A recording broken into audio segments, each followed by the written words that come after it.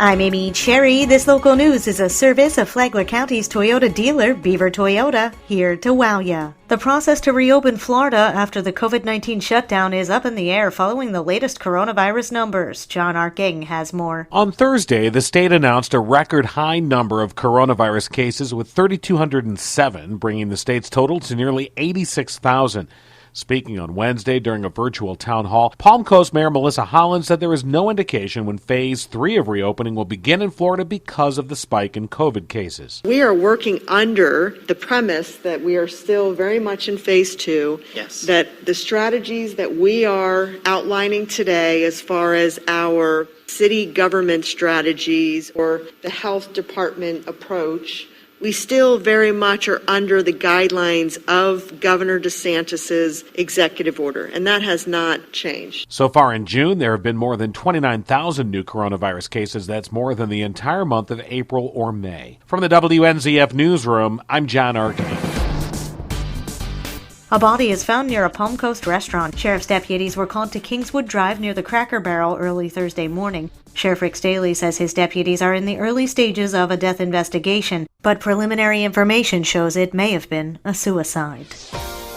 Flagler County deputies shut down another suspected drug home in Palm Coast. Tony Magoo has the details. Wednesday morning, the Flagler County Sheriff's Office Special Investigations Unit, with the assistance of the county SWAT team, served a search warrant at 35 Lydell Drive in Palm Coast. This investigation started because of citizens' complaints about suspected drug sales at the house. Detectives identified 32-year-old Lisa Ann Velasquez as the seller, and she was at the home when the search warrant was executed. A cache of narcotics was discovered in her possession. With us is Sheriff Rick Staley. We discovered fentanyl, in fact, enough fentanyl to kill 5,000 people. Methamphetamine, cocaine, oxycodone, and other drugs, all packaged for sale. They also found about 8,000 in suspected drug sale proceeds that were seized for forfeiture. Velasquez was arrested, transported to the Sheer Perry Hall inmate detention facility, and charged with trafficking. She remains in jail on a $71,500 bond. Let this be a warning to poison peddlers in our community. Your house is next. For Flagler's Morning News, I'm Tony Magoo.